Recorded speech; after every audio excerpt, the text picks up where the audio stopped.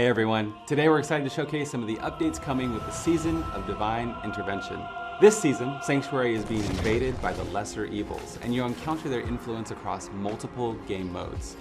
To help you fight back, we're introducing the Sanctification system, which lets you augment your items further than ever before. We're also adding in improved milestones with seasonal ranks, capstone dungeons, and divine gifts that let you customize activities you enjoy the most. And also introducing tower and leaderboards with the beta test planned for mid-January.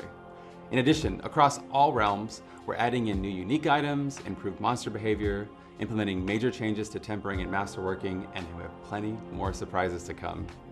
All right, we've got a lot to cover today, so let's start with the invasion of Sanctuary.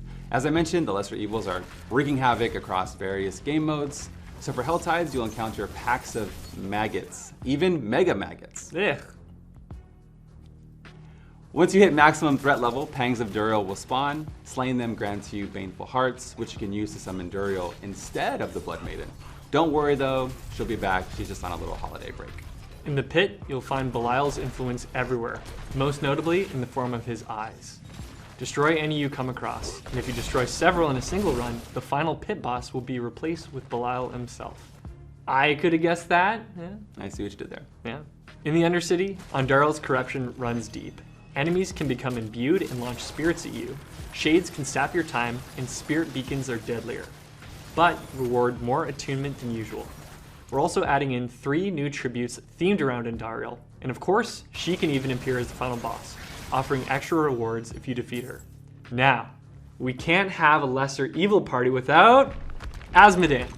He's returning as a world boss, summoning meteors from the depths of hell and commanding hordes of demons to attack you, so get ready for an epic fight. You can also summon Azmodan at will, using summoning altars with materials from the other lesser evils. You'll find 3 summoning altars to call the Lord of Nipplrings forth.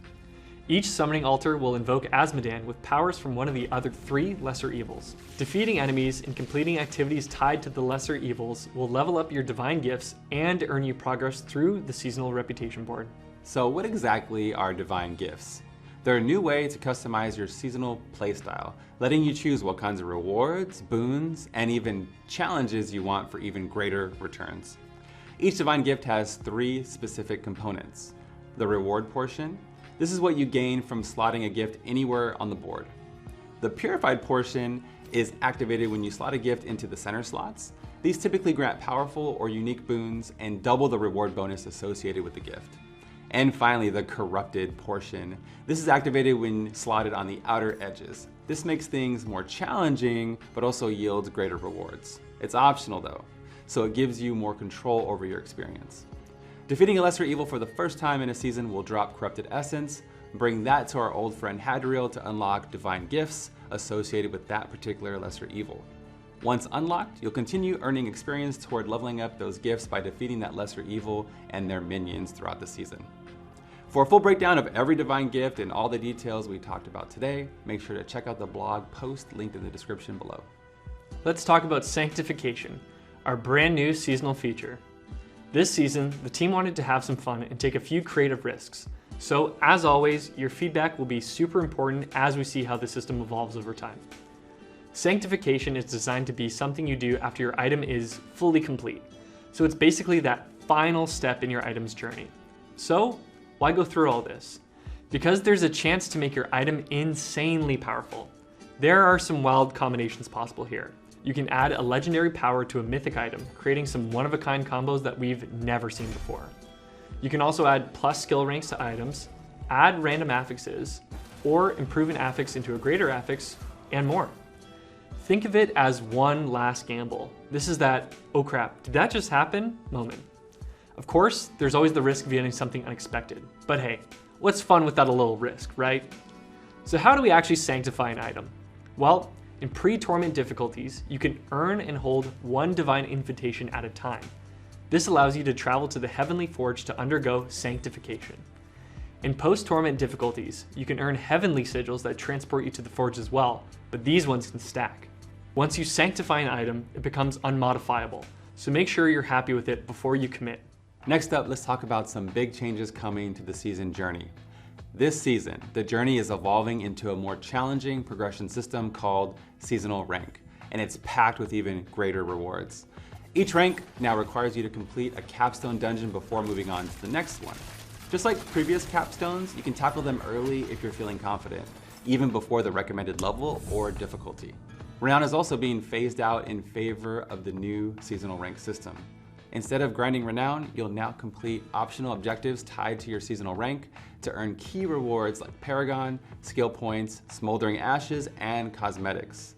It's a new way to make your seasonal progression a bit more focused, rewarding, and ultimately more meaningful. Season 11 is also bringing some major system updates, including the long-awaited reworks to tempering and masterworking. Let's start with tempering. You'll now be able to choose exactly which affix you want to apply to your item from a tempering recipe. No more leaving it up to chance. In addition, tempers can now crit, turning the tempered affix into a greater affix. The total tempers per item is changing from 2 random ones to 1 strong one, and tempering charges can be restored indefinitely, giving you the freedom to experiment and perfect your gear. For masterworking, it no longer increases your item's affix values directly. Instead, it now improves the overall quality of an item. You can masterwork an item up to quality level 20. But what does that mean? Quality increases all affixes by 1% per quality level, so 20%. Once you hit that maximum, you'll have a chance to roll one final capstone bonus. This capstone bonus will increase the affix's value by 50%, which you can stack with your greater affixes. And here's the best part. You can re-roll that later without resetting your masterworking quality. Pretty great, right? In addition, we're increasing the number of base affixes found on non-unique items from 3 to 4, giving you even more flexibility and build depth. One example is that you can now find cooldown reduction on gloves and rings. This could help some builds hit breakpoints they weren't able to previously. One of my favorite things to cover each season are the new uniques that come into the game, as they can open up different playstyles and build possibilities. Necromancers can find Gravebloom, a unique one-handed mace. What happens is you raise 3 smaller golems that each deal increased damage and gain bonus attack speed. In addition, your golems respawn 50% faster. To my fellow sorcerers out there, we're getting Aura's Vein, a unique one-handed mace. So for each defensive skill not on your action bar, you deal increased damage and gain its associated enchantment effect. Spiritborns can find Path of Emissary, unique boots. They have a lot of movement speed and core skill damage. The effect is every 4 to 12 meters you move, invoke a core skill from your primary spirit hall. Barbarians are getting Chain-Scourged Mail Pants. While equipped, casting a damaging brawling skill disables it afterwards.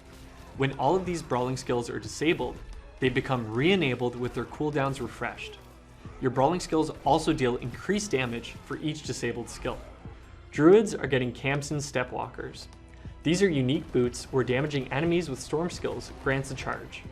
Casting any defensive skill will grant max movement speed and unhindered for 1 second for each charge used. While charged, enemies you run into are immobilized for 1 second. Rogues can find Death's Pavane, unique pants, with some movement speed and ranks to Dance of Knives. The unique effect is, Dance of Knives drops knives from enemies hit. Picking these up grants you 1 charge and increases your Dance of Knives damage for 6 seconds, stacking up to 3 times. Long video today, but for a full breakdown of all the topics we covered, head over to our blog linked in the video description.